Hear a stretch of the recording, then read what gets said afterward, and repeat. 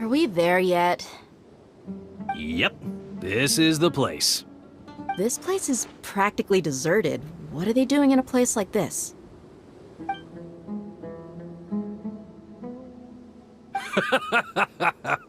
Why don't you take a guess? Go on, a wild stab in the dark. You're like lambs to the slaughter. Oh no! It's an ambush! What's this all about, Zaki? Come on, Dia. You really think we didn't hear about what you said back in Aru village? The boys have kept a close eye on you from the moment you set foot there. Not only do I know that you're looking for Delavar, I also know that you've teamed up with people from the academia to look for the missing scholars. So, you've been watching us from the very beginning? Uh-oh. I knew leaving Sino behind was a mistake! And you left the strongest one in the village, didn't you? Who do you think you are? You really thought we'd fall for your little business deal nonsense? So you and Delavar have been partners all along. Dia, I guess it's only natural for a traveling mercenary like you to be out of the loop. Those of us who hang around the tavern have stronger bonds than you think. But you got one thing right.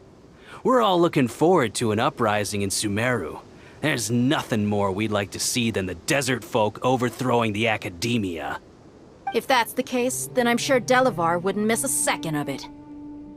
I'll be honest with you.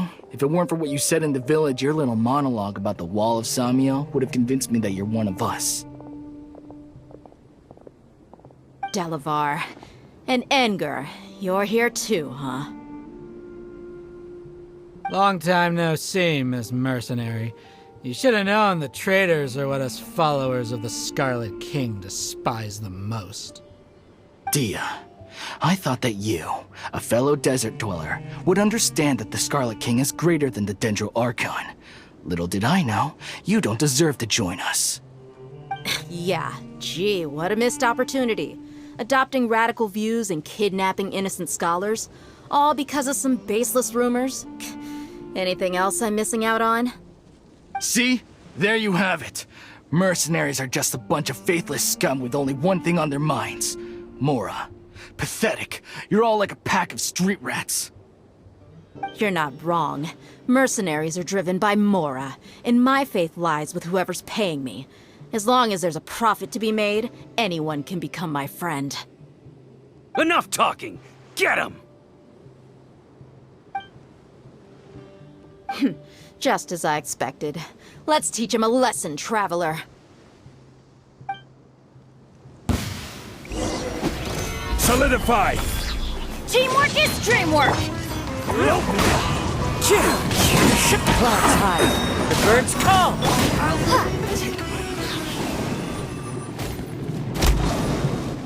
Impossible! Yeah, how could you? So, what do you think about your meticulous network now, Zaki? How did you say it? It's only natural for a traveling mercenary like me to be out of the loop. I'm guessing your informant told you that I'm just an incompetent merc with no real fighting skills, correct? I mean, that is what I said after all. And of course you would believe everything he reported. The only thing you know about me is that I'm a mercenary, but you've never seen me in action. Even though you heard we went to handle monsters together, you believed that Candace was the only one doing all the real fighting. That so-called Flame Main is just a fraud. She admitted it herself. She just uses her connections to gain the trust of others. That's what you thought, right? Ugh. You lied in the village because you figured that we'd have people watching you. And you were stupid enough to fall for it. I figured as much the first time we drank together. You all thought you were so smart. Pathetic. Okay, that should be all of them. Whoa! So you've been planning this since we were in Aru village? No task can be done without preparation. I just happened to notice a couple suspicious-looking people while you were out investigating. Oh, but instead of catching them right away, you let them report back.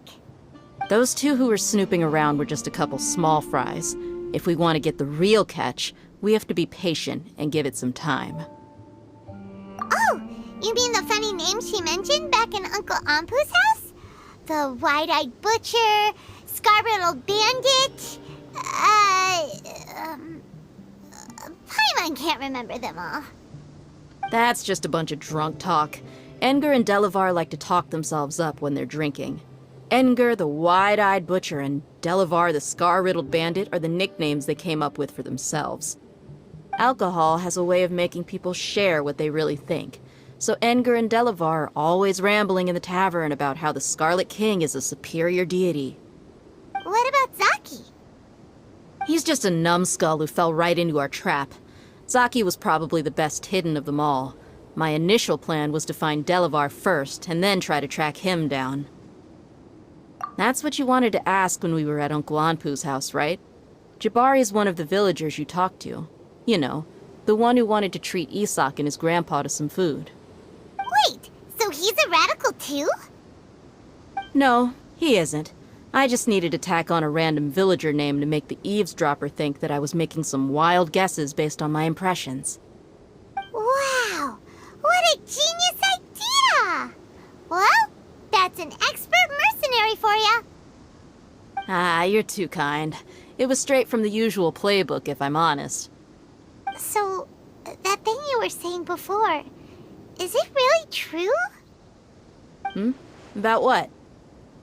About how mercenaries only care about Mora, and that anyone's a friend as long as there's a profit. Does that bother you? What makes you so sure? Dia, do you dislike the Dendro Archon like the other desert folk? You two are pretty sharp. No, I don't have anything against the Dendro Archon. I've heard a lot of nice things about the Lesser Lord from Dunyarzad. I can understand her devotion and gratitude. Dunyarzad's just an ordinary person. There's no way a god would be so involved in the lives of everyday people, unless they were truly compassionate. I've begun to realize that the sages are behind everything that's happened recently. The radicals' blind belief in the Scarlet King, making the Dendro Archon out to be an enemy. It's all the academia's trickery. But I see through it all. And unlike them, I can never be hostile towards anyone who's never done anything wrong. Dia. Anyway, looks like we're done with business here. Traveler, lend me a hand. Let's tie him up and bring him to the village.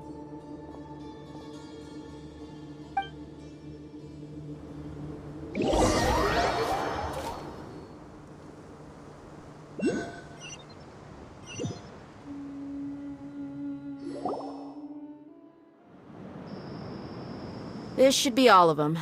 I'll let you take it from here. All right. I'll be in touch. Until then, please stand by. Candace, do you need any help? Candace will be okay on her own. I trust her, so you can too.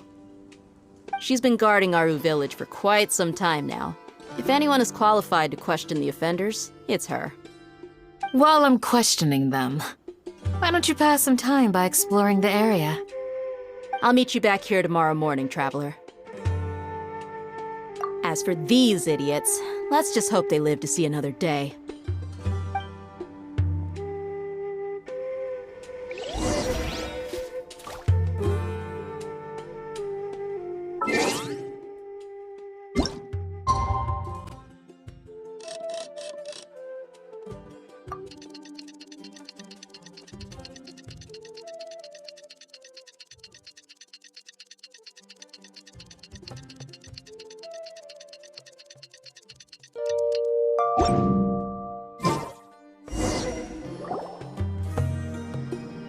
Hey, Dia!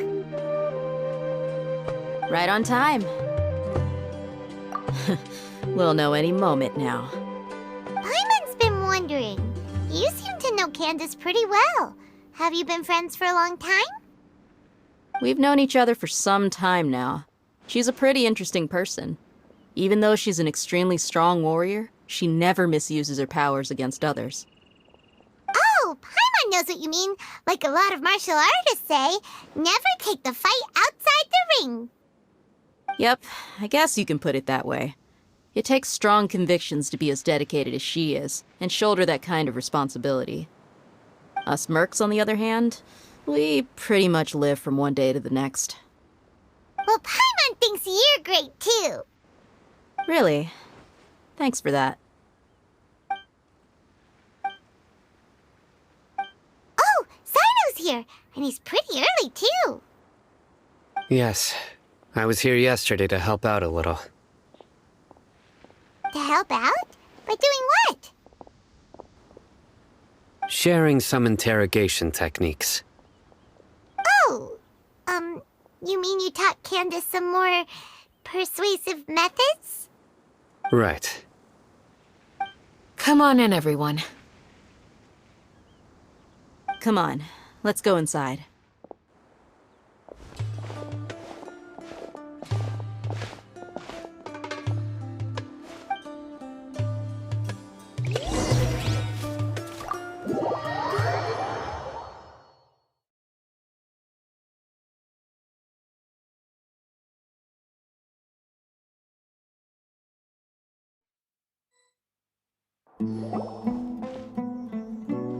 Candace, where? Whoa, you look furious. Do I? Huh. What gave it away? Oh, there's no mask that can hide true bloodlust. Cover up your eyes, and it'll still show itself at the corners of your mouth. Perhaps I need to work on my composure. Still, it's perfectly understandable why I'm angry. I'm sure everyone present would agree. Yes, ma'am. Please, don't beat us anymore. We're gonna die. Well, looks like Sino taught her well. You fear death yourselves, yet you do not hesitate to place the lives of others at risk. The absurdity is mind-boggling. The ones you call mad scholars are known to us as the Village Keepers. They are vital members of our community, and some even count them as family. You come here, to my village, and you treat my people as nothing more than stepping stones towards your goal. Tell me, what would you do to you in my position? Mercy! Please, have mercy! You've made your bed. We may both be desert dwellers, but there is one thing that I understand better than you. The resurrection of the Scarlet King will only result in war. And war serves no one. The people of Aru Village care little about which god is in power. Life may be tough and tiring, but we wish to preserve our way of life. A war would only cause us to lose all that we have. And that is not a responsibility that you can afford to shoulder. We understand. We're sorry!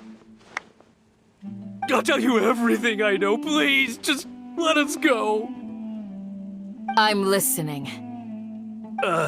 You might not believe this, but it wasn't us who came up with this idea. Someone was spreading rumors in the tavern. That's how we ended up hearing about the Scarlet King's resurrection. Some mystery man told us that mad scholars will make the perfect sacrifice to usher in the Scarlet King's resurrection. They give their lives, and we can get anything we wish for. They're called Village Keepers. Slip up again, and you'll regret it. Yes, sorry. It was all that mystery man's doing. He told us to spread word about the Scarlet King's resurrection and talked us into helping him. In return, he said he'll help facilitate the resurrection process. I'm not sure. That's one. Huh? One what? Strike. You get a total of 3. Then, you die by my hand. Wait, I'm telling the truth. We don't know anything. It was all him. 2. He got us to lure them out of their houses in the night with some kind of incense. We take them to a junction outside the village. Then the mystery guy takes them from there.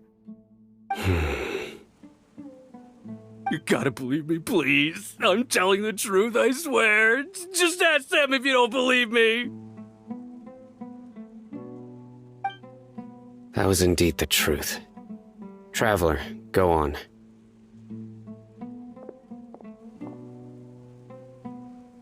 You have to believe me. If I knew that, I would have told you his name right away. I'm not risking another beating to keep his secrets. No way. That guy, he wears a cloak, and he's always careful to cover his face. He calls himself the Scarlet King's envoy. I believe I may know what's going on. Uncle Anpu? What do you mean?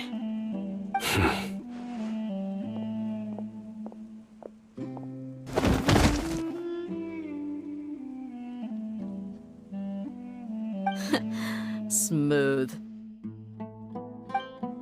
Okay, speak. If my suspicions are correct, this mystery man they speak of could be from the Academia. Some time ago, people from the Academia attempted to take the village keepers away. I refused, insisting that they are part of our community. It strikes me now that this secretive character shares the same goal they had. Which means it's highly likely that the Academia was purposely spreading a false rumor to trick the radicals into delivering the village keepers right into their hands. They were the ones who brought them here to begin with. Now they're trying to take them back? We aren't gonna let that happen. Not the Academia again. Just as I thought. But what could they want with the village keepers? People are nothing but tools in the eyes of the Academia. A change in their plans likely means they found another way to exploit the scholars. Regardless, our top priority now is locating the village keepers. You're right. Isak is still waiting for news on his grandpa. Time to go. Let's leave the village and try to track them down. Yes. Pack up and get ready to leave. You got it. Candace, I'll let you deal with the radicals. Leave everything outside the village to us. All right. Let's meet back here once everyone's ready.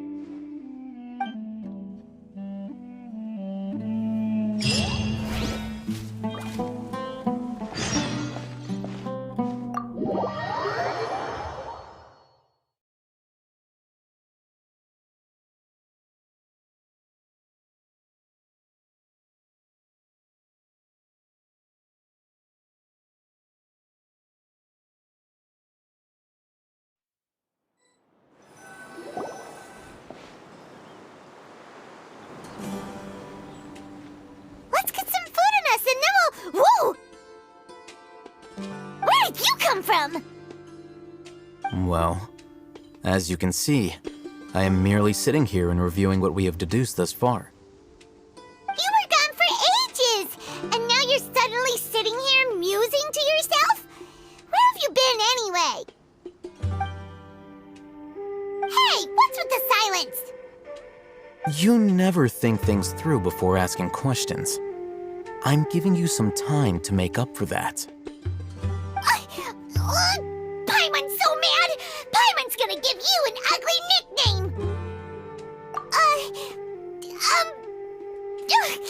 Never mind. Paimon's got nothing. There's just nothing super obvious to pick with this guy. It makes it so hard. Well, you've heard nothing to suggest I left this whole time, so clearly I stayed in the village to investigate. Anyway, you plan to leave Aru village and keep searching for the truth of this matter, yes? Yep. We're not gonna find out anything more by staying here, so we thought that we might as well take the search elsewhere. Enough with the silent treatment! No. I'm just surprised that you decided to team up with him. Al-Haytham, You haven't helped us out at all ever since we arrived at Aru Village. Bold of you to question our choices. Yeah, you're all talk. While you were investigating, I had my own work to do, which I've now finished. Really? Paimon doesn't believe you. To be honest, we aren't really a team, so I have no obligation to inform you of my whereabouts. Not to mention that going separate ways allowed me to find some important information that you all had missed. Huh? Right here in the village? Correct. What did you learn? I'm going to take you to someone. But before that, you need to understand where she's coming from. What does that mean? How do you think the residents of Aru Village feel about what we're doing? In other words, do you truly believe every single word the villagers tell us? You mean some of them lied to us? Hiding the truth does not necessarily equate to lying. Again, these people have their reasons. Remember what Gandis said? Most people in Aru Village don't necessarily care which deity is in charge of Sumeru. That's because whether the Scarlet King or the Dendro Archon has power is of little significance to them. By contrast, the perils of their daily lives are ever-present concerns. They won't simply share everything they know with you without good reason. That's why you believed there was no further information to be found in this village. Glad you're following along. Among those you have talked to, there's someone who was consciously keeping you out of the loop. In fact, she's been observing your every move since you arrived. The reason being, to someone who only wants to live their life in peace, any external factors introduce unpredictability into the equation. Those eyes. Those fierce eyes. You look like a real fighter. Don't change the subject. It's quite obvious that she's intimidated by Sino's authority and strength. Right. You were asking about the the mad scholars. She corrected herself mid-sentence because she's aware that there are Scarlet King fanatics in the village. If she sounds too friendly towards the village keepers, she could easily make herself the radicals' next target. I think it's been a few days since I last saw them. I usually go to bed pretty early, so I'm not too familiar with what goes on at night. Remember? She made a point of denying her involvement in anything that occurs at night. But honestly, I feel quite sympathetic towards them. Even though they act a little strange, they've helped me in the past. If it weren't for them, my house would have collapsed long ago. After speaking to the village chief, it became clear that the village keepers had protected Aru Village at night. In other words, the young miss was very much awake during that time. Then why would she lie? By getting involved with an outsider, she risks drawing unwanted attention to herself. As for why she might be so wary about all this, maybe you should ask her. I'll pass on this one. You said that she is afraid of me. If so, it's best if I stay out of this. We're on it!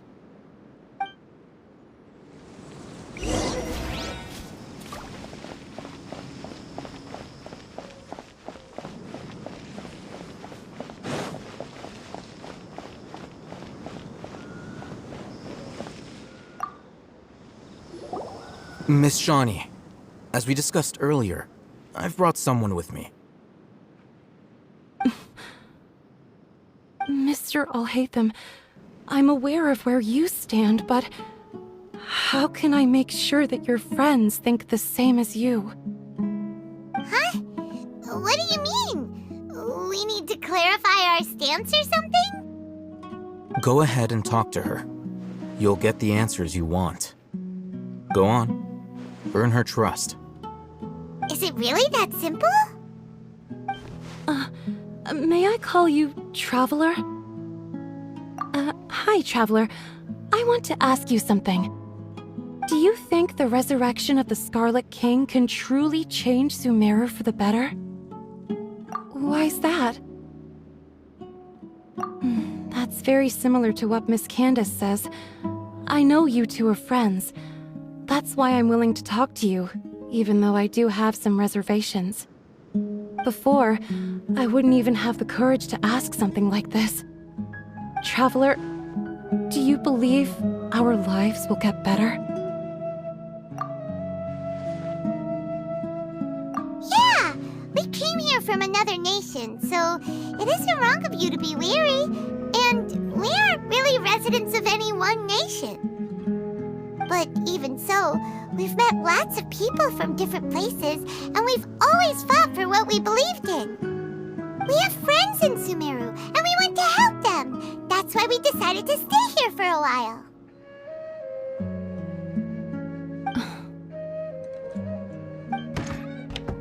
I want to trust you.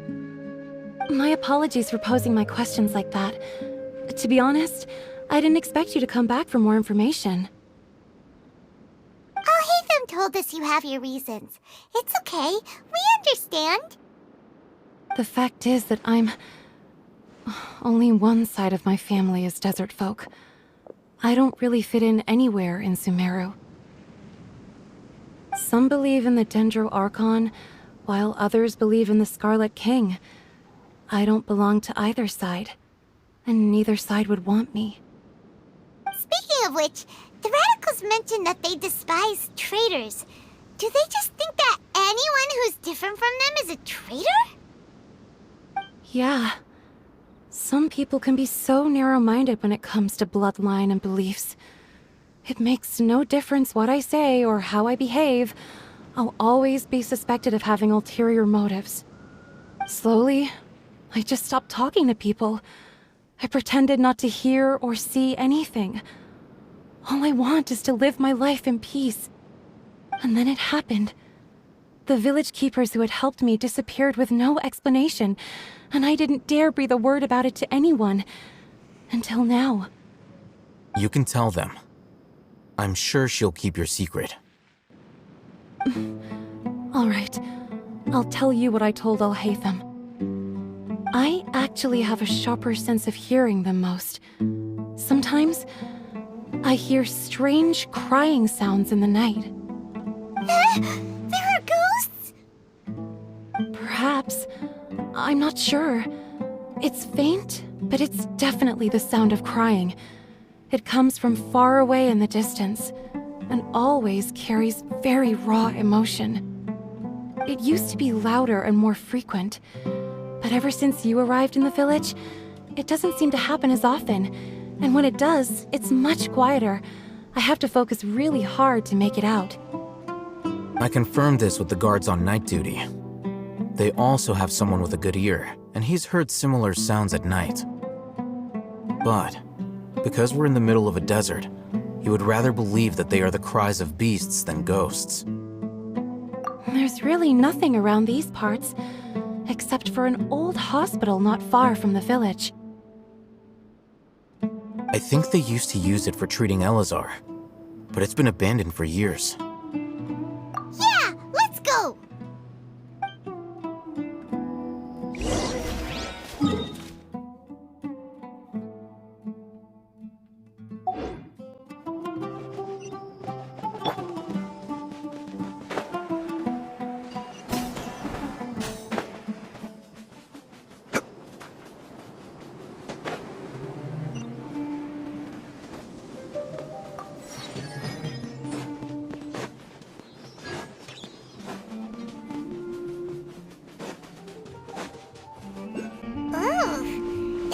Place?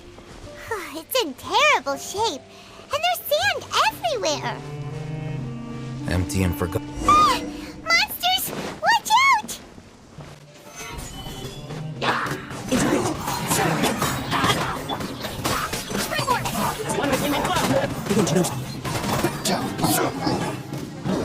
Solidify! I will have order! Everybody stand back! Let's go! Into it!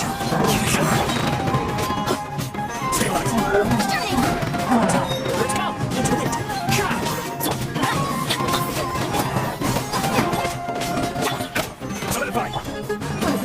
Set! Go in!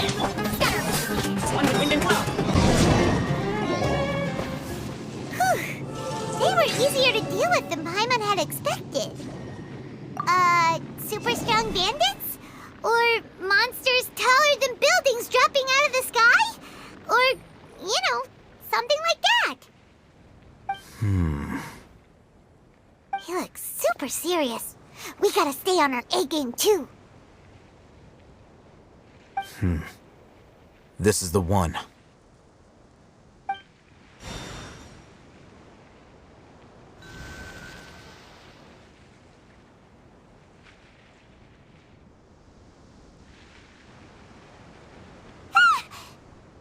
Let's go in and take a look.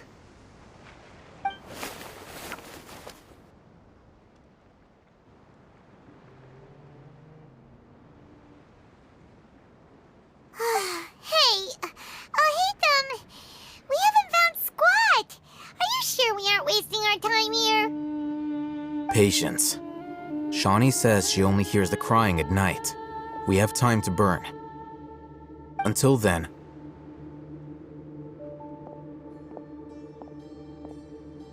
I'm taking a break. And just like that, he sits down. Wait, he even brought a book to read? What are you reading? Let Paimon see!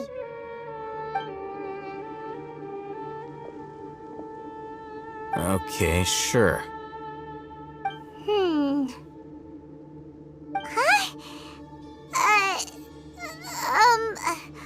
The natural position, which is the positional propensity of an entity in natural motion in contrast with an object in forced motion?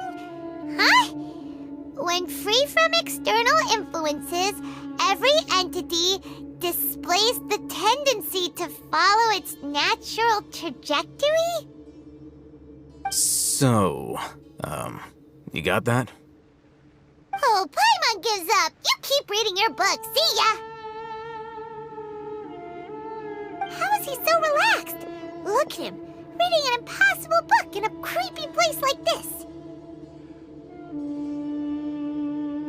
Hey! Paimon's your Tibet travel guide! Paimon knows plenty of useful stuff already! And anyway, is that Paimon's fault that the books people read in Sumeru are so complicated?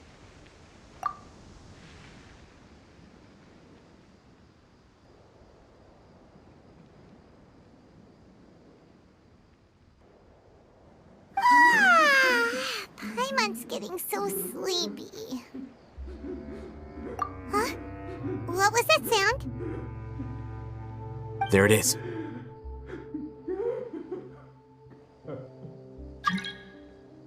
It's coming from that direction.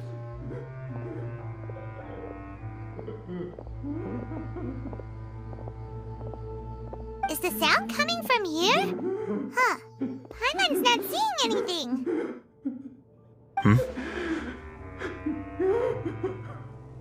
It's from below.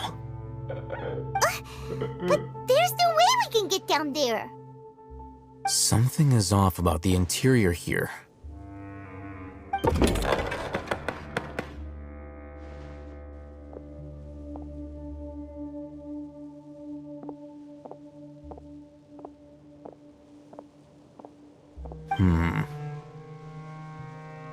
As I thought, there's a hidden structure. Wow. It's like they tucked another hospital into this one.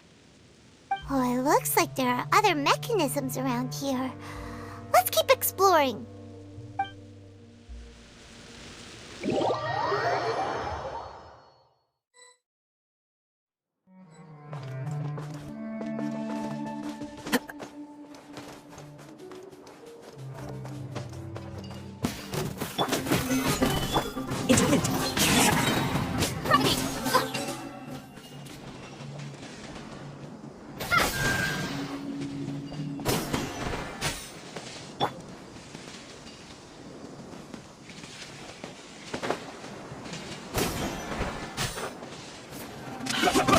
Stabilize.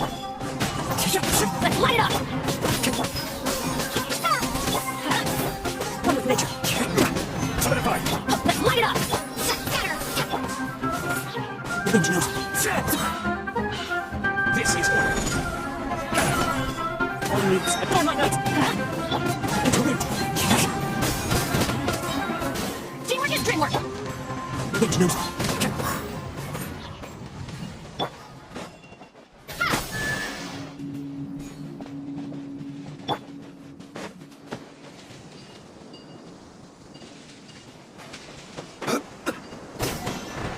Like a lamb to the street.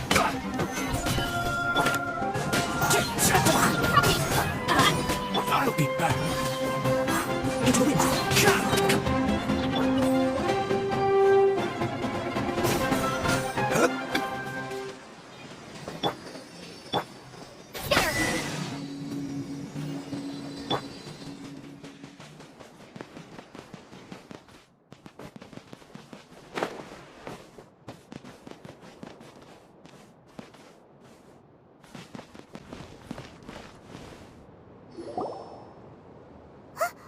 Look, there's someone over there. Good idea. Let's approach him slowly without alarming him.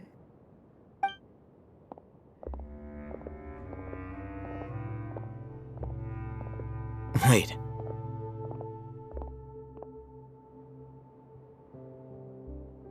You're...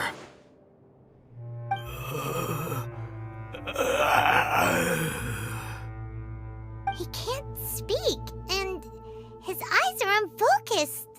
But he looks too young to be anyone's grandfather. Also, why is he the only one here? Didn't expect to see him here. You know him? He's Razak, a senior of mine at the Academia. He's a scholar too? Is he the kind that holes up in a forest and mumbles stuff about training? No. And that's the problem. Razak was never involved in any of those things. He never trained in the forest, let alone reach Satyavada life. Leaving that question aside for the moment, him being here alone means that we might be too late. Looks like they've already taken everyone away. For whatever reason, they left Razak here.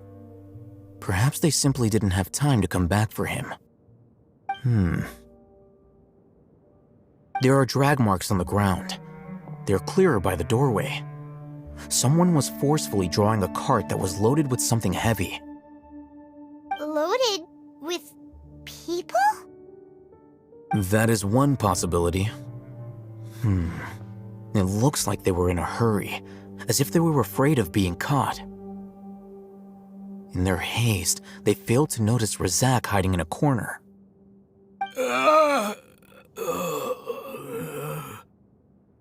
The symptoms are identical. Looks like we found living proof. Huh? Why do you say that? Allow me to jog your memory. Recall your time at Port Ormos. Don't you think his symptoms look familiar?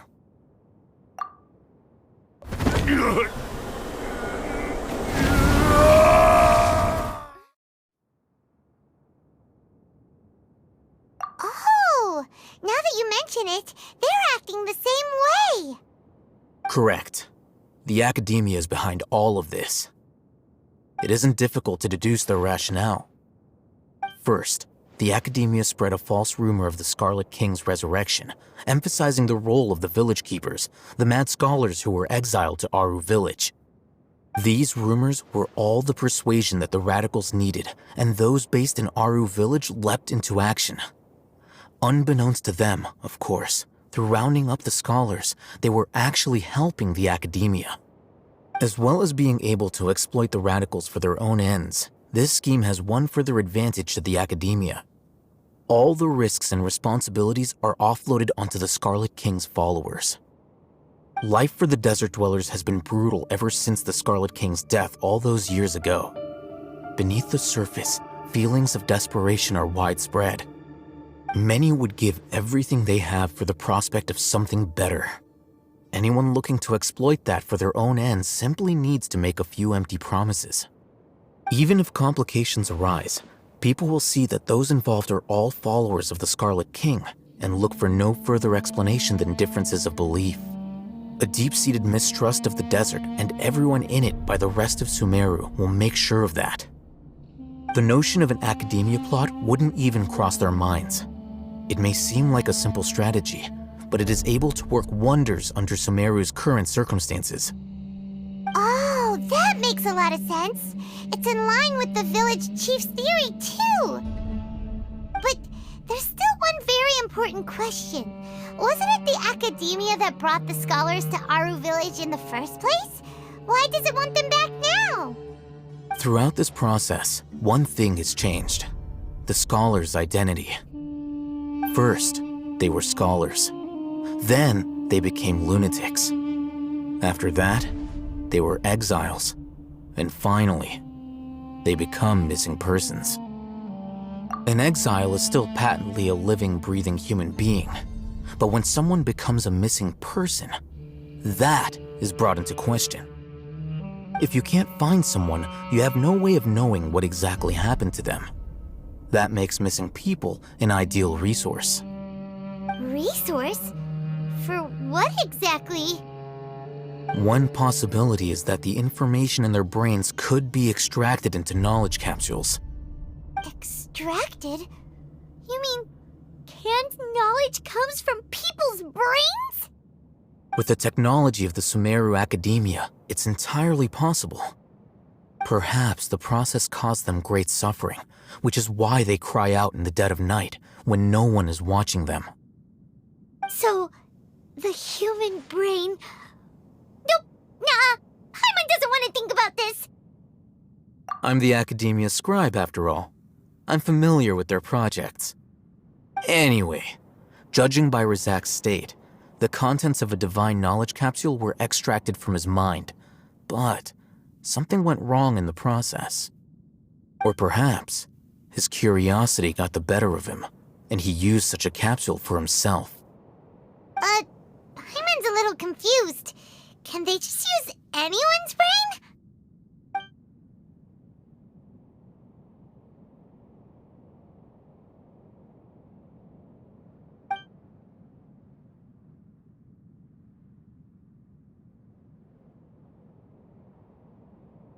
The look on your face tells me you've realized the answer. That's right. To some scholars, gaining knowledge about the gods is their entire life's pursuit. Extracting canned knowledge is just one of the extreme measures they turn to. However, I can't help but wonder, what do they seek to gain from divine knowledge? The Academia is going out of their way to look for forbidden knowledge, but what is their ultimate goal? I've spent quite some time trying to analyze the contents of the divine knowledge capsule, but to no avail. It seems like my way of thinking is too different from theirs. You mean you're not even slightly interested in getting your hands on this forbidden stuff? All scholars seek to expand the horizons of knowledge, but I'm not particularly interested in gods, so I don't share their degree of zealotry. Extracting information from people as if they were lifeless objects? If this is the direction of academic progress, then the Academia may as well shut its doors. Sounds like you're really against all this. Of course. The Academia's actions run contrary to their rules. Whether it be academics or knowledge, everything has its boundaries. If those lines are crossed, the rules and order that govern everything in the world will be destroyed. This matter needs to be corrected, just like fixing a typo in a book. Wait, didn't you step in to help because you felt sympathy for those poor people? Not to be callous, but no. My criteria are a little more restrictive than that. There is no shortage of suffering in Sumeru, and the same can be said for the rest of Teyvat as well. What do you plan to do about that? Save every last person? Probably not. Paimon's not sure. You can say that.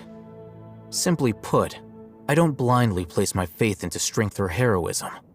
I do what I want. The divine knowledge capsule is something I want to investigate in full. That doesn't mean I'm willing to take action for the sake of a few strangers.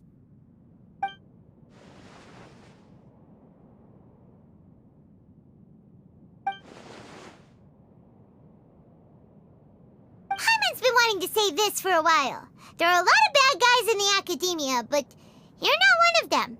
You're their weirdo. You're probably right. Though I must say, I quite enjoy this feeling of being the odd one out. Uniqueness is also an asset, is it not? Wow, that's a great way to think about it. Paimon's really impressed. If only Miss Shani had a similar mindset, her life would definitely be a lot easier. I'm just a more likable person than her in general. There's nothing more to it than that.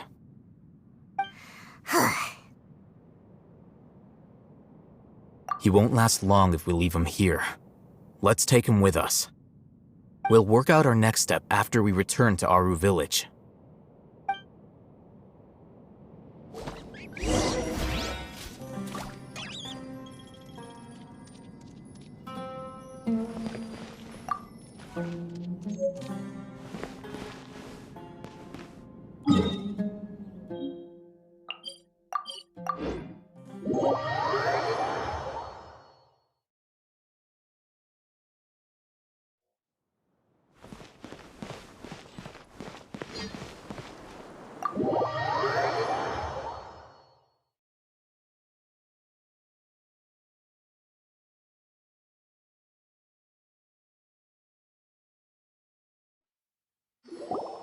We're back! You must be tired. You should rest and take some water. What's the situation? Who's this? Unfortunately, somebody who's too young to take on the role of Isak's grandfather. Nevertheless, he's one of the people we're trying to find.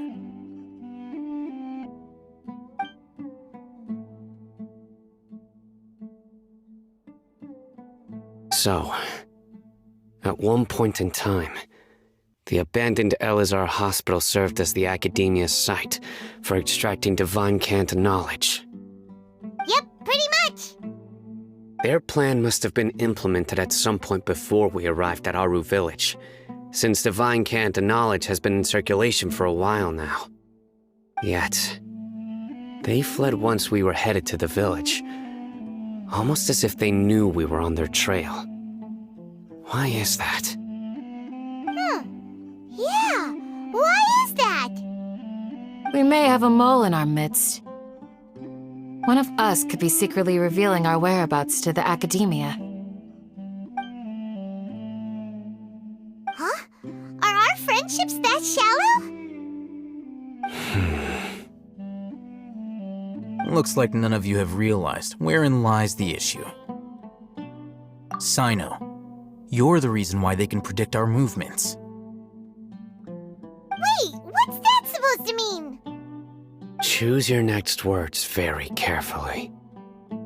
It is simply a logical inference. I have my reasons. So what you're saying is, Sino's the mole.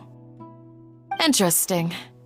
And here I thought you were the most suspicious one, Alhaitham, since you were always acting alone. I know. You have a point. But I realized something as we were returning from the hospital. Sino isn't like any of us. What are you trying to say? Do you still remember who you are, General Mahamatra? As a Matra, you are no doubt privy to certain kinds of information.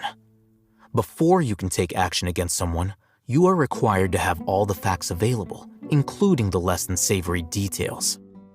Simply put, the Academia has traditionally allowed you access to a wealth of sensitive information. Knowing their modus operandi, wouldn't you expect them to take precautions against you? If you want to raise a vicious wolf, you need to make sure that you can avoid its bite. The Academia is monitoring me? It's not that simple. The Academia has eyes all over Sumeru, but they have a special protocol for dealing with you. Every so often comes a Nyagarbaha Day. On this day, the Academia enters new information into the Akasha through knowledge capsules. I remember seeing a thick notebook next to the control panel once. Its contents were all about the General Mahamatra, his activities throughout the day, preferred methods of enacting judgment, everything. You're saying that the Academia entered my information into the Akasha too? But what's the point in doing that?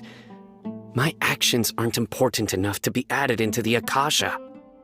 The Akasha is capable of computation. The Akasha's algorithms are entirely capable of predicting your movements using the data entered. When you would depart, the route you would follow, your destination. It knew all of this. It predicted my every move. The Academia has been watching you longer than you think. So that's how it is. Sino adheres to his principles so strongly that he's actually a thorn in their side. Tenacity of will and steadfast faith are worthless to the Academia. They need scholars who are easily pliable and mindlessly go after anything they can profit from.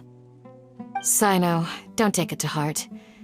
This just proves how much of a trustworthy ally you are. They escaped because of me. Don't blame yourself. It's not like any of us would have known. I have an idea. If they predicted my movements, then I might be able to guess where they went. Whoa, you bounced back fast. There is always an opportunity for safety after danger passes. Oh, so that's how it is! Paimon gets it now! If the Academia is trying to avoid Sino, then the safest place would be... Yep, that's right! They'll want to proceed in the direction opposite of where I'm going.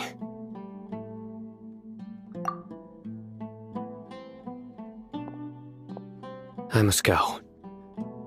There's also something I want to investigate. Let's go, guys! After him! Please, wait! I want to go too! You want to go too?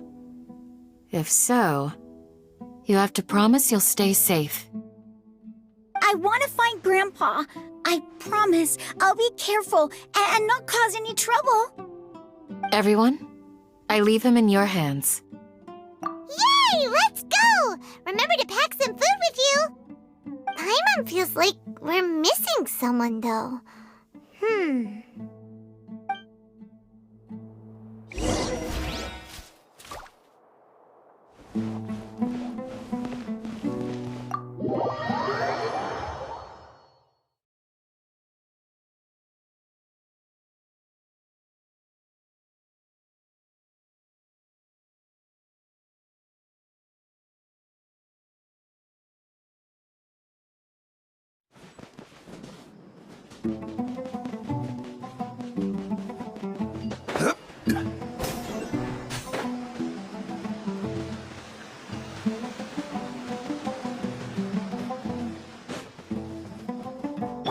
One with nature.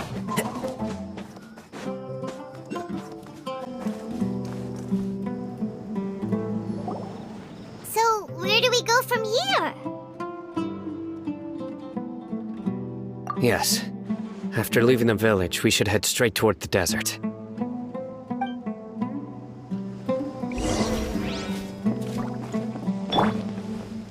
I know the desert like the back of my hand. Is that because you play here a lot? Yep. One time, Grandpa almost got lost in the desert, but I was the one who brought him back. There's something here. What's this? It's buried in the sand. Looks like we'll need to roll up our sleeves and do some work. And Paimon thought running around everywhere was already enough work. Okay. So, we have to dig it out? Whatever's down there looks like it's buried really deep.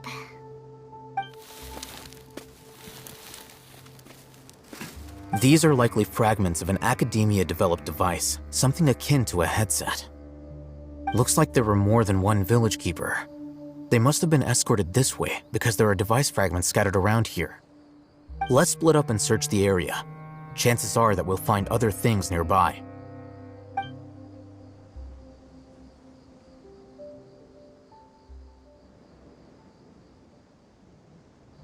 Is this what we're searching for?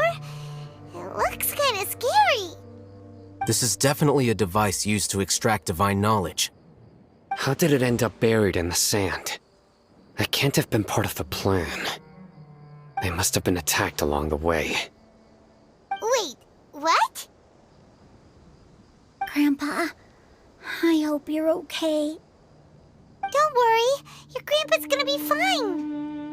Razak didn't display any signs of starvation or dehydration, which means that they left fairly recently. We should be able to catch up. One more thing.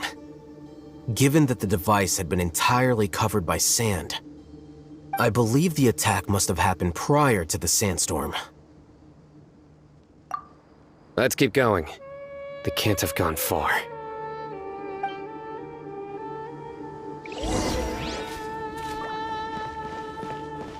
Ugh, but running on sand is so tiring. But you're flying, aren't you, Paimon? Is flying over sand tiring too? Ugh, of course it is.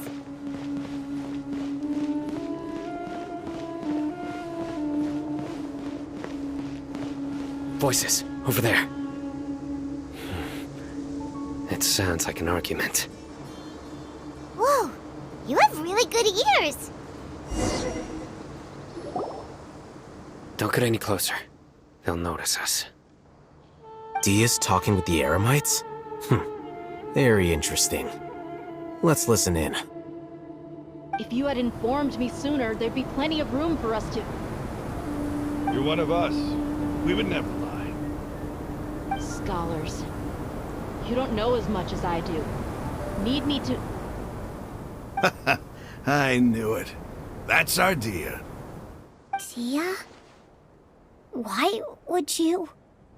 Dia! Hey, what are you doing? Huh? Didn't you say you'd help me find Grandpa? Why are you on their side? Well, look who's here. Ain't that something? This complicates things. You've betrayed Aru village? So, this is the great General Mahamatra. Dear, you'd be better off as my assistant than hanging around with this motley crew. Seen for yourself. I have the means and methods, and my ideals are far more admirable than theirs. I'm not the type that's easily swayed, Raman. You of all people should know that. Wait, what's going on, Dia? Whose side are you on here? Shut it, Paimon. It doesn't matter. Whichever side you pick, nothing could deter us from the grand mission of resurrecting the Scarlet King. Once our Lord of Old returns to this land, we will have a new beginning. Face the facts, Raman. It's not gonna happen. You should understand that more than anyone. Have all your years as a merc taught you nothing about placing hopes in a ruler? I'm a desert dweller and a proud follower of the Scarlet King. Whether I live by the edge of the sword or in peaceful comfort, my soul will always carry this conviction. It's not too late yet. The village mad scholars aren't gonna bring the Scarlet King back to life. You don't understand, my dear lady. Pursuing our faith is our purpose in life. Even if the chance of success is 1 in a million, we must be willing to give everything we have. Even if it'll expose you to the academia? Even if they end up disbanding the Eremites? Your Eremites, which you've worked so hard for all these years? Yes. We've waited a long time for this day to come. The sun and the moon no longer shine here. All you see now is cracks in this desiccated land. But fate has finally dealt me a hand to play against the academia. With these scholars in our custody, we'll stomp the academia's forces and fight our way beyond the wall of Samiel. Ridiculous. Think about it. The academia controls the entirety of Sumeru. Your powers are negligible in comparison. If you still don't believe me, then try asking these two men. They're also against the Academia, but neither of them are as arrogant as you are. They look more like pawns of the Academia to me. Why would I listen to anything the people of Greater Lord Rukkhadevada have to say? Filthy traitors. Your god abandoned all honor and betrayed the Scarlet King. We desert dwellers will never trust the likes of you. It's impossible to communicate with someone so hostile. Perhaps we should. Do you really believe that by kidnapping the scholars, you'll be able to negotiate with the Academia?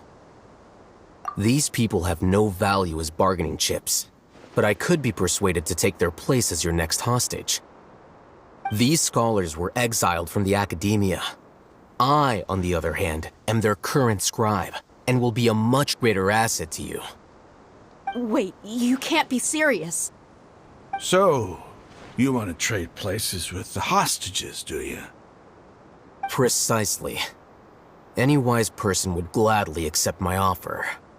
What are you thinking? What if they decide to kill you instead? Well, that would be bad luck for me. However, I'd get the chance to observe the scholars, perhaps even find out the truth. Think you can talk me over with that confident look of yours? I'm not trying to persuade you. I'm using this as a means of joining forces against the Academia. You are the scribe. What do you have against the Academia? Not all desert dwellers believe in the Scarlet King, and the same applies to the Academia. Why must all knowledge seekers approve of the Academia's way of doing things?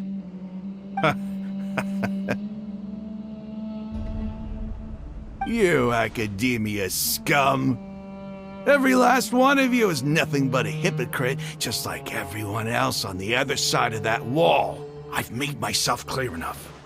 I won't listen to another word from the Dendro Archon's people. Not so fast. I'll hate them. Do you stand by everything you just said? I never make empty promises. You know you're making a dangerous decision, right? I do. Good.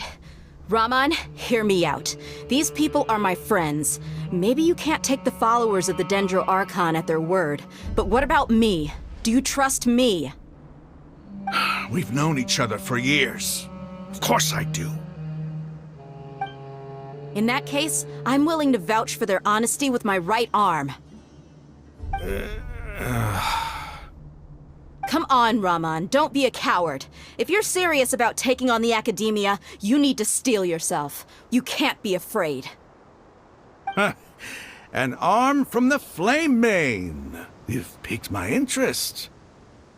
But what if you refuse to oblige? What should I do then? No one's a fool here, Dia. We're mercs. And mercs don't tend to live long unless they have their wits about them. You're not wrong, but this is different.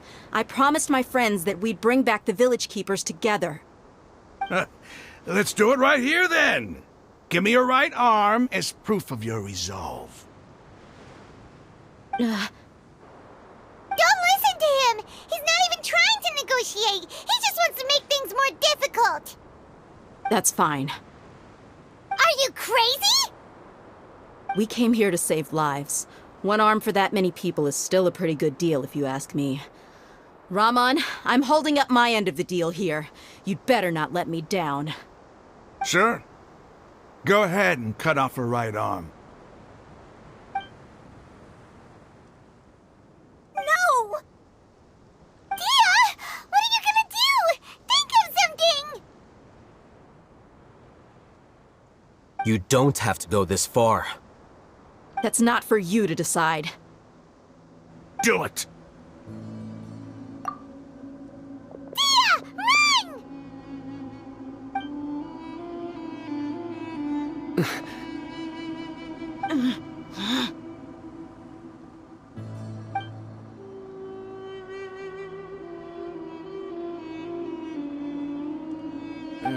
Stop! What's wrong? Can't do it? Flame Mane, you and I are both desert folk. Cutting off your arm is no different than cutting off my own fingers. Where's the sense in cutting my own kin to pieces?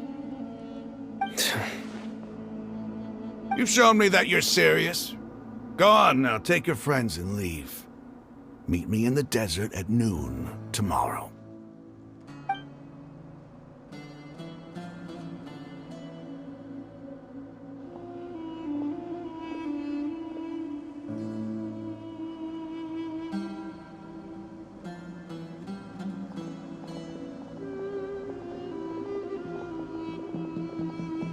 Phew. I was really counting on him not going through with it. Dia! That was crazy! Have you all lost your minds? What if he'd actually cut your arm off? Then I just have to hold my claymore with my left arm. Okay, I'm sorry. But sometimes when you're out on a limb, you gotta double down to seal the deal, you know? Don't ever make a promise like that again. I can deal with the likes of them. If it came down to it, you would not lose to them either. I don't doubt it, Sino. But this is about more than me and them. There's a lot more where they came from. Even if we got rid of one bunch of radicals, there are others out there. Wiping them out would do more harm than good. As you wish. I'm sorry, Dia. I should have stayed put and listened. I should have trusted you. It's okay. I promised you I'd help find your grandpa, so I'll do whatever it takes. Whatever it takes? You just might be scholar material. Huh? Are you serious? The Eremites once said that I was a lunatic. Perhaps a little madness is essential to be successful in research. Why does it feel like he's using his praise for me as an excuse to brag about himself? Okay, let's get moving. We should head back to the village and rest up. Today was just a trial run. Noon tomorrow is gonna be the hard part.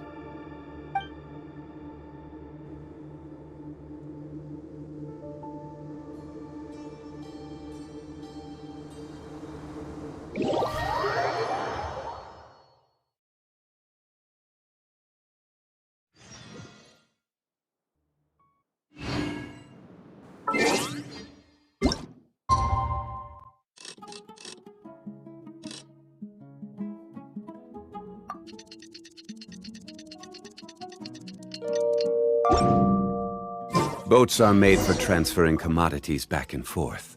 And those that come across Liyue tend to stay a while. So it is where many things come to settle.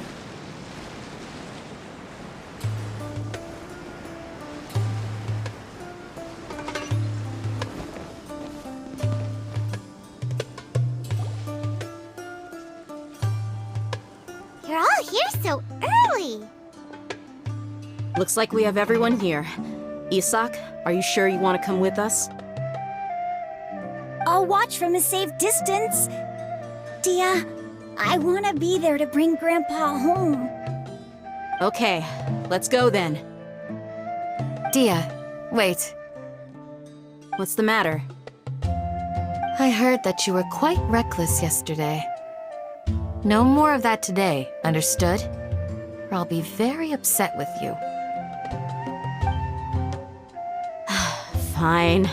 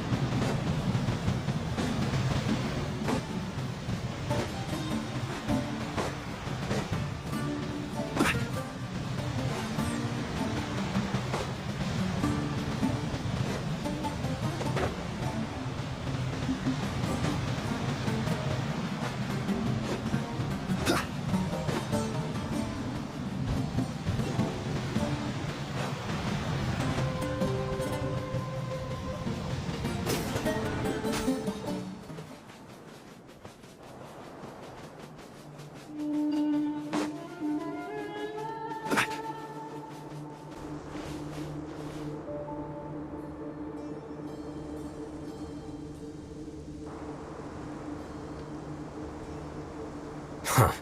They got here before us. Uh-oh. Is it because Paimon overslept by 5 minutes and held everyone up? Is everything ready? Absolutely. Although, you brought fewer people than I imagined. Bring him over.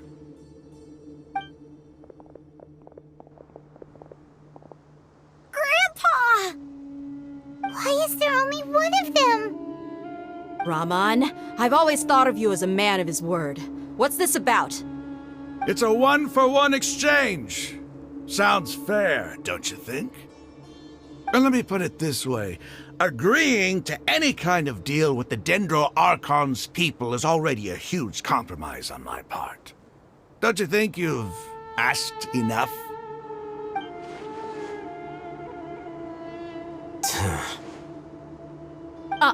You stay right there!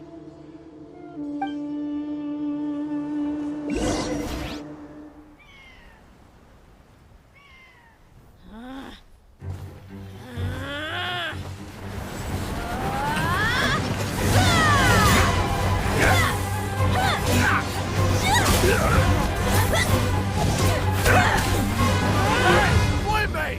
What do you think you're doing?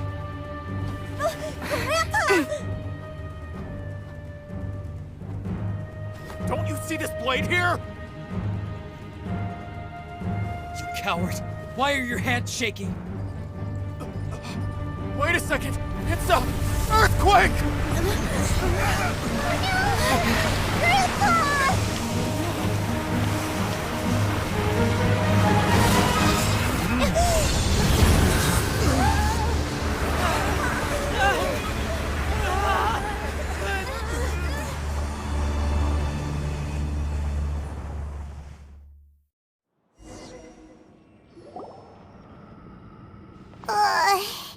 Paimon's dizzy.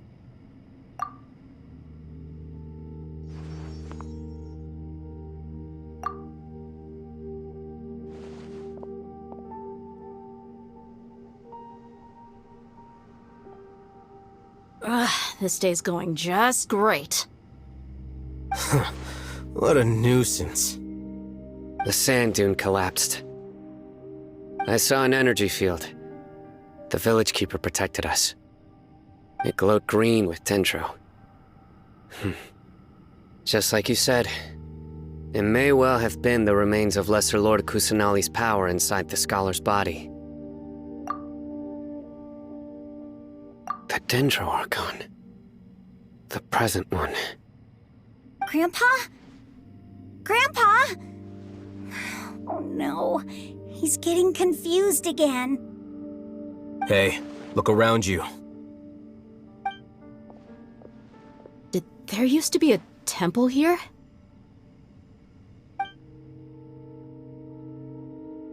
It seems that when the sand dune collapsed, it exposed these underground structures. The symbols on the gate belong to the Scarlet King's civilization. This structure must be ancient. Over time, the sandstorms completely buried it and left it in the state we see now. It could have been an underground palace in the distant past. Oh, a miracle. Praise the Scarlet King! What's he doing here?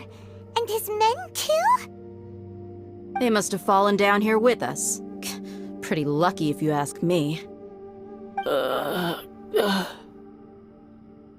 Most of them seem in really bad shape. Except for him. He got off lightly.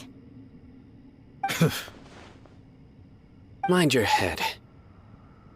No, this isn't the time for conflict. Our exalted lord has shown us the way to his sacred palace. He's not actually gonna go in there, is he? As it happens, I want to take a look inside too. What are you doing? Don't you think it's curious? 1 minute, Lesser Lord Kusanali's power protects us from harm, and the next, remnants of the Scarlet King's civilization appear. 2 major deities are vying to showcase their power to us. It would be a shame not to witness them both. Paimon thought you weren't interested in gods. Indeed. In my view, gods are just a higher form of living being, or creature, you could say. New discoveries are always worth investigating. Whether they have anything to do with gods is neither here nor there. Raman, what are you gonna do about your men? I'll just let them lay here. The Scarlet King will take care of his people. Right now, I'm going inside.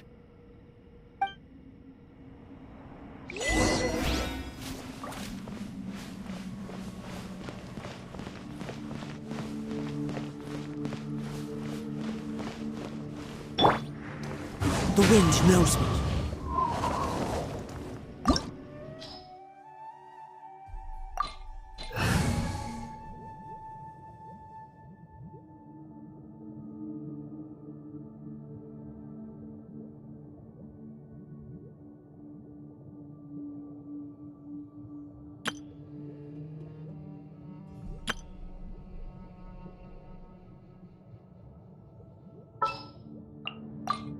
What are my orders?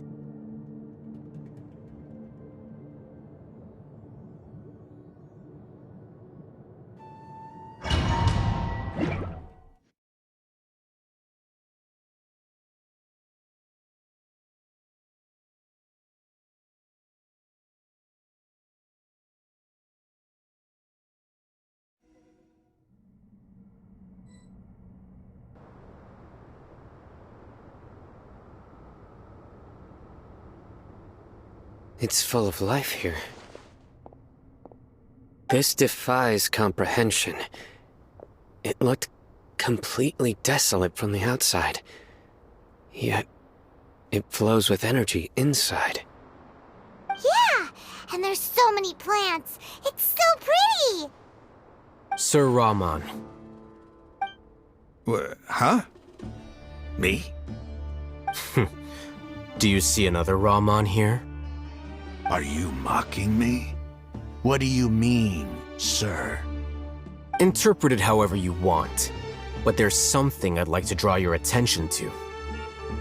While this structure is clearly left over from the Scarlet King civilization, the energy that flows in here is that of the Dendro Archon. Whatever you say. It's not like I have a vision. There's nothing to be angry about. Think of this as an academic journey. It does seem kinda strange. If that's true, then We might have to explore this whole area to find an explanation.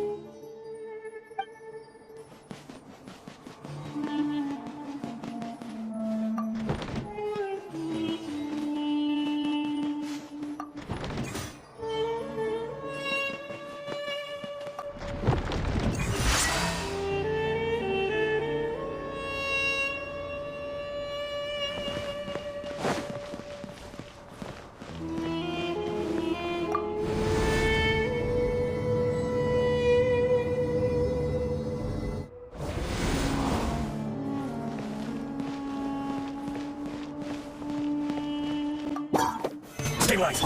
Into the wind! More ice and frost! One with nature! Access denied! Solidify! Into the wind! Let's light it up!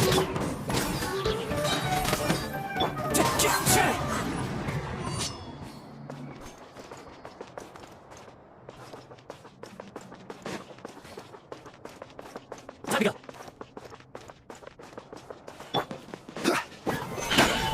Everybody stand back! Come on, time! The bird's home! The wind knows me! No touching! One with nature!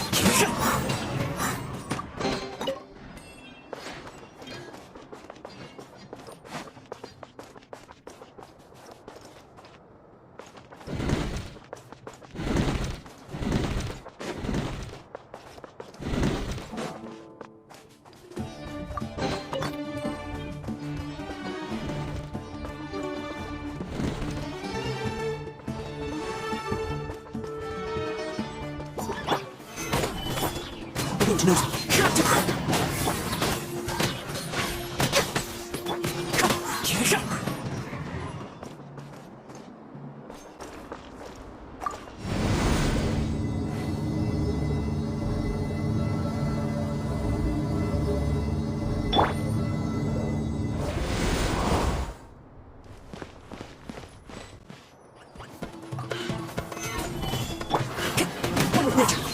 I will have order! Or Rex Lapis! Calling leaves! Adorn my knights! The wind knows me! I can fix this! Solidify!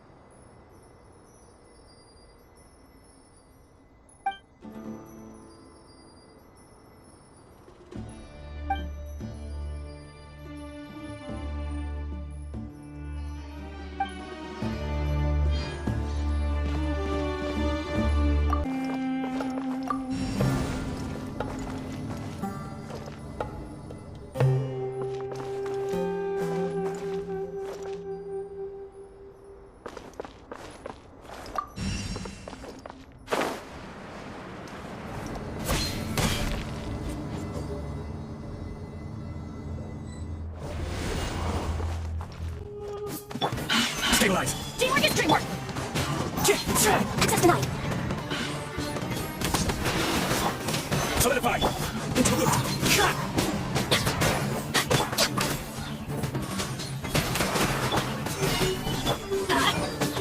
The wind knows me! This is order! More ice and frost!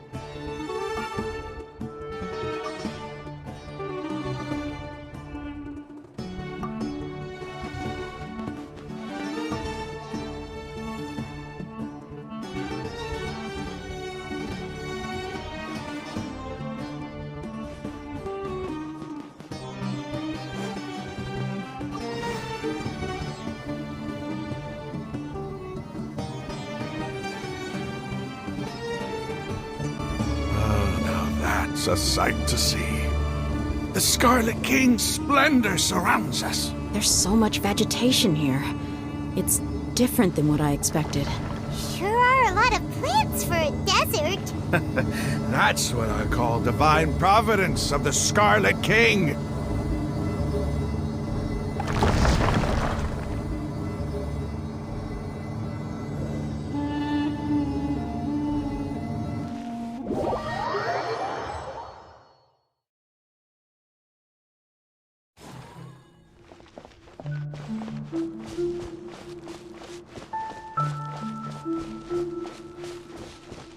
It's getting brighter! Oh, it looks so beautiful!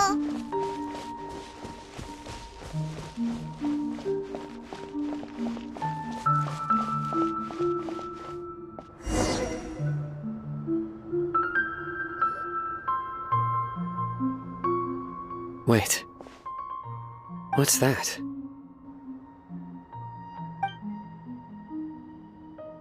A load of flowers. And it looks like there's something among them. These are Scarlet King runes. They left something behind. Yes. It's an elegy written in an ancient script. What does it say? Here lies our faithful priest Kasala. His wisdom is a miracle among the people, deserving of high praise and admiration. You can read ancient Scarlet King script? Of course. Every student needs to master at least 20 languages before they graduate. He's not serious, right? There's still something off about this place. The elemental energy here is too concentrated. The scent of life. Is it trying to tell us something? Is this it? Analyzing.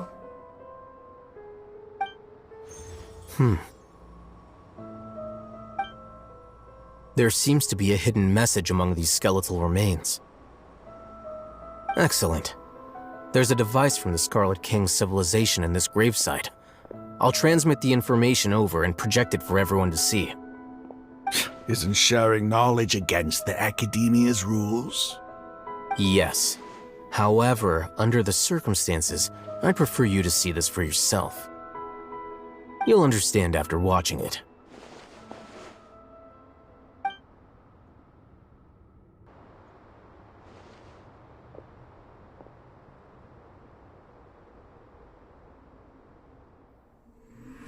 Civilization is born of knowledge, but so too can knowledge be its demise. A disaster caught us unaware. It was knowledge that did not belong to this world. The Scarlet King brought this forbidden knowledge into our world, and it quickly spread like a plague. People's minds were filled with crazed whispers. Dark gray scales spread across their bodies. Even the land was stripped of its vigor. Only a desperate, deathly silence remained. Were it not for greater Lord Ruka Devata from the forests, the damage would have been irreversible. She summoned the priests to build temples and infused into them the divine power of life. The disaster was miraculously tempered, and the embers of our civilization were preserved in Aru village.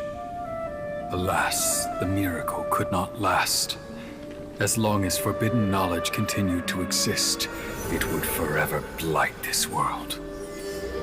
In the end, the proud king of the desert, my eternal lord, chose to sacrifice himself. I have spent my whole life since guarding one of these many temples.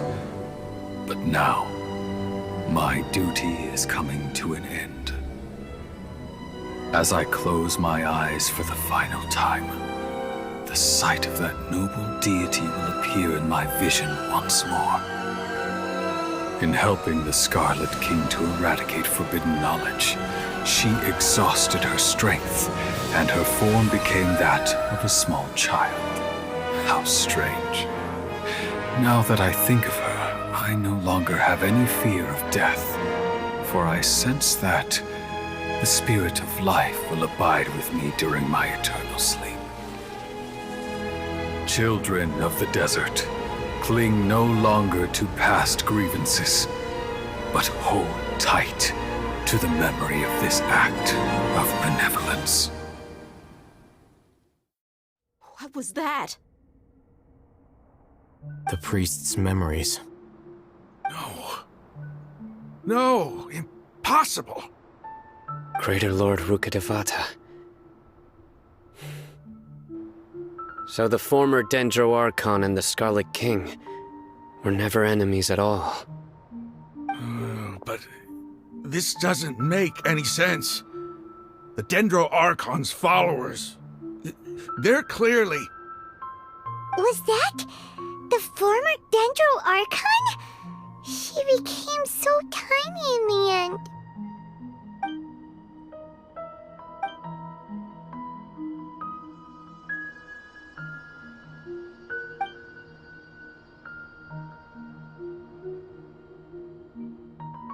You might be distrustful of the Akasha, but there's no reason for you to doubt the Scarlet King's technology.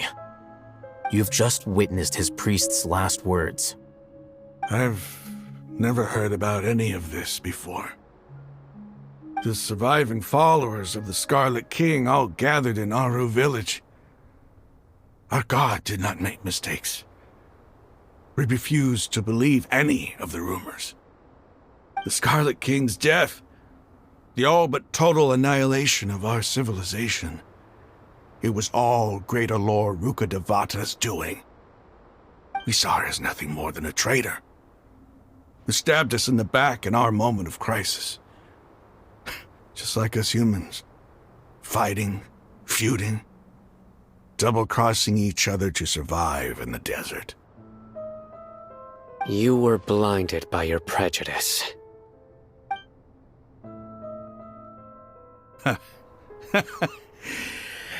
If I hadn't seen this for myself, if I hadn't witnessed his last words with my own eyes, ears, and heart, how could I ever begin to accept this? The truth is so far from what I've always known. Am I really supposed to believe that after all these years, all this time seeking revenge, suddenly now my enemy is my savior? Raman, that's enough. Give it a rest. You're starting to make a fool of yourself. Dia, tell me, my Eremites and I, what are we even fighting for?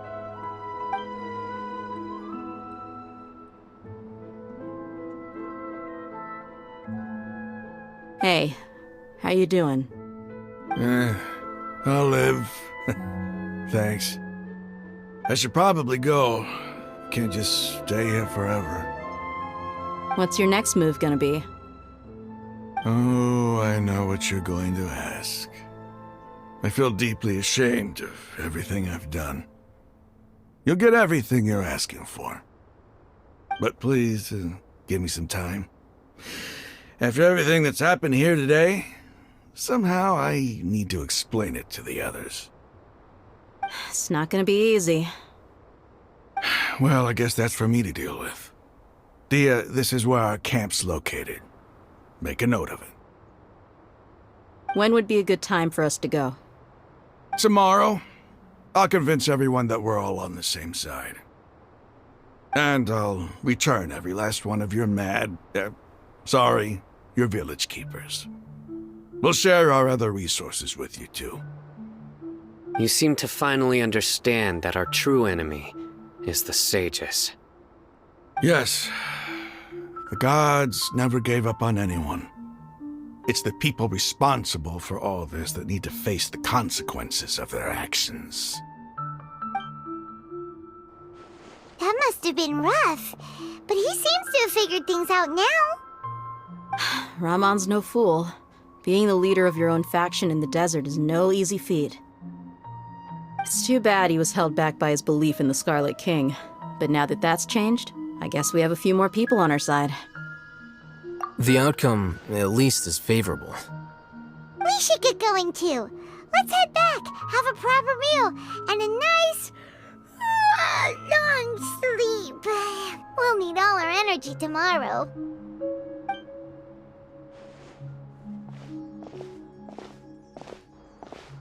Sino,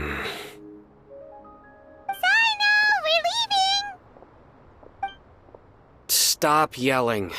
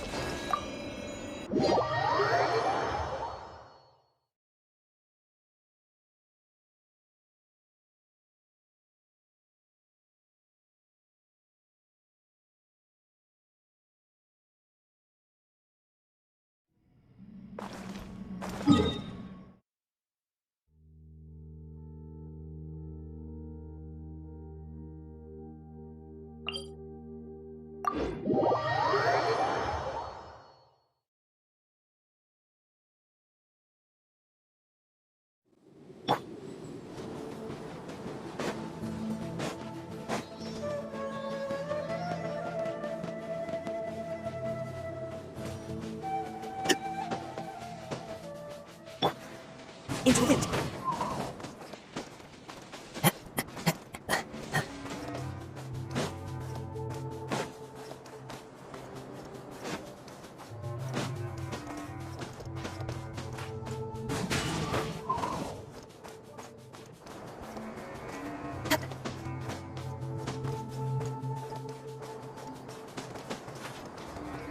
Time to go.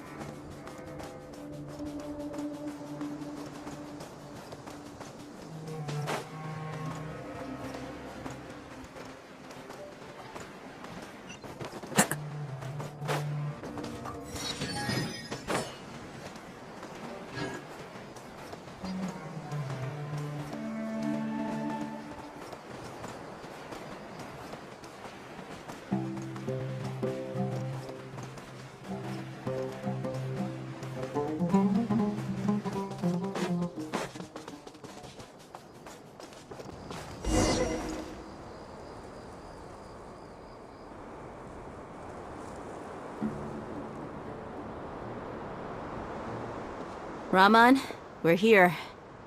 Everything's been arranged. Someone will bring the village keepers back to Aru village shortly. I guess all I can say now is, thanks for agreeing to help. Don't mention it. I think we can both agree you went to hell and back for it. But we share a common cause now. From here on out, we're allies. Where are the perpetrators? I'll bring you to them. Follow me.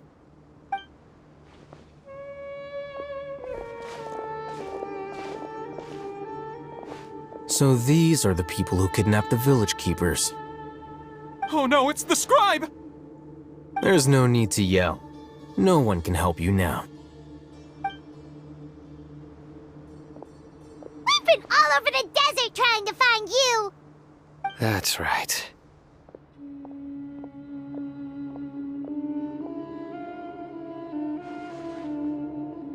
General Mahamatra? No, no! Make it quick, please! Swift and painless. Whoa. The moment they set eyes on Sino, they turn pale like they've seen a ghost! You should have known that I would be coming for you. Wait, we were just following orders. You know what I'm talking about, right? There's no way we could have done all this by ourselves. No, not Sino. He's gonna tear us limb from limb. I could do worse. Please have mercy. Start talking. Otherwise, I'll have to resort to other methods. So, your superiors have kept you quite busy recently. Why? What are they trying to accomplish? They wanted to extract canned knowledge. Don't play dumb. You know what I'm really asking. They extract divine canned knowledge. Then what? I really don't know how to explain it. Well, you better start talking or you'll be sorry! You don't want to make things any more difficult for yourself, do ya? Be my guest. Huh? Uh-huh. That sure didn't sound like a fancy metaphor or anything. You're serious, aren't you? How did you know? There's no use hiding it now. Yes, you're right. The Academia is working on an important and potentially world-changing project. They are creating a new god. A god that will belong to them and to the people of Sumeru. It may seem as if Sumeru's academics are thriving, but ever since the death of Greater Lord Rukkhadevata, scholarly breakthroughs have been few and far between. The withering of Irminsul has been getting worse recently. The sages have tried everything they could think of, but nothing's worked. I'm always hearing them say things like, if only Greater Lord Rukkhadevata was still with us. Continue. And then, someone from the Fatui showed up. They called him the Doctor. He brought a gnosis and said he wanted to borrow the Academia's research facilities. The Doctor was previously expelled from the Academia. At first, the sages looked down at him in disdain. But when he said those words, everyone's expression changed. He asked them, "Do you wish to create a god?" This is what the arrogant ignorance at the extreme end of Academia looks like. First, the Academia spent a long time constructing a divine vessel, which was based on an exquisite humanoid puppet. After that, they harvested dreams via the Zeb-Zerus Festival Samsara, maximizing the Akasha's output. With the Doctor's help, and the Akasha now functioning at maximum efficiency, they were able to use it to extract the power from the Gnosis and convert it into a divine core. Next, they decided that their new god needed to possess divine wisdom.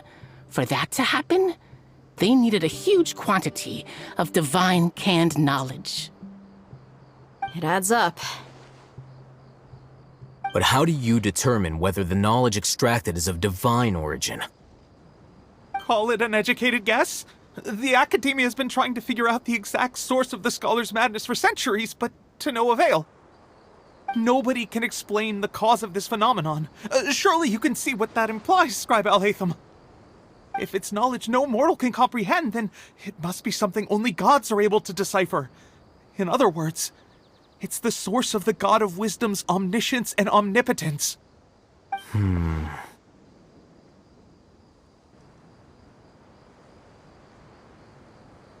You must have noticed by now. The Academia doesn't care about who their god is. It's the ability to exercise control over knowledge and wisdom that matters. It is as if they are cursed with a desire for omniscience and omnipotence that burns in their blood. Some organisms demonstrate phototaxis, and thus orient their entire lives in respect to sources of light. For the sages, their only source of hope is the existence of a deity who embodies the acme of wisdom. This is but a form of phototaxis.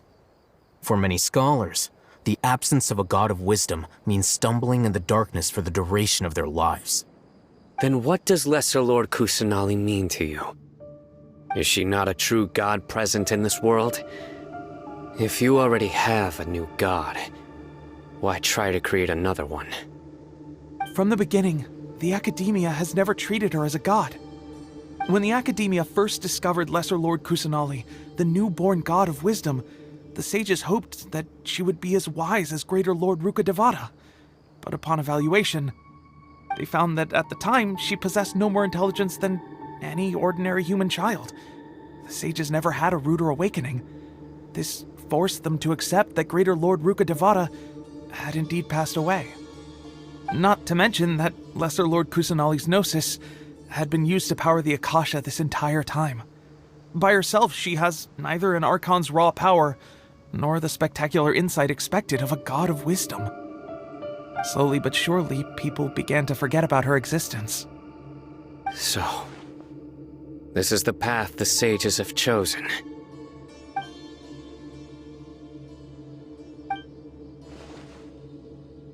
All right, let's try to keep our cool. If everyone's in a bad mood, then let's change up our scenery. Rahman, give me a few men to help us escort the village keepers back to the village. And these 2 scholars, they're coming too. Sure, as you wish.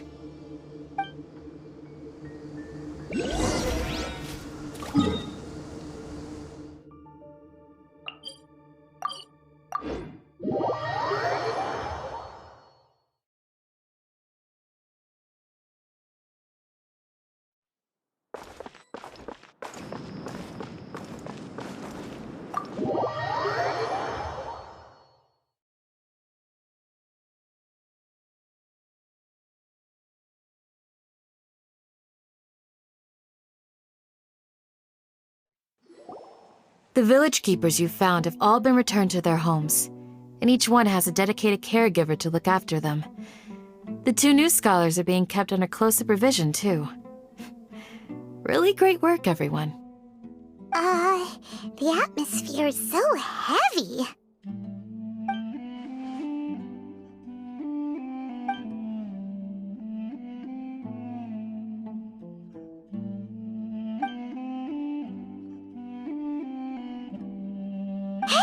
Say something! Stop spacing out! Come on, is there nothing left to talk about? In that case, let's all get some water and try to think about something else. Or I can go fetch some snacks. Oh, Paimon's so coming with you! Do you have any plans, Traveler? Gods above, you're not talking about work, are you? So you were still withholding some information?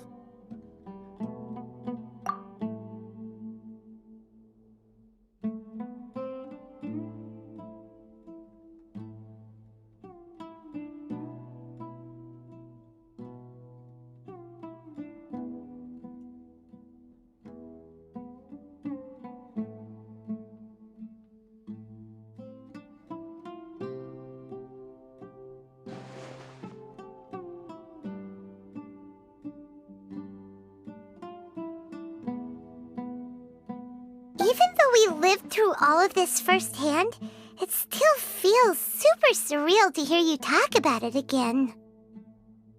What a whirlwind of a story. I felt like I was holding my breath the whole time. It seems like there'll be more issues to face in the days ahead than I'd anticipated. Still, now's a good time to make our next move. Now that Rahman's joined us, we'll be an even stronger team. It's time to make a plan. Indeed. These events are a flagrant transgression of the rules in every sense. We cannot allow it to continue. So, everyone, are we on the same page? Crush the sages and rescue our god. That is our ultimate goal. Well, let's brainstorm a little more about what other resources we can draw on. The next time we gather here, we must have a solid plan. Yep, it'll work out for sure.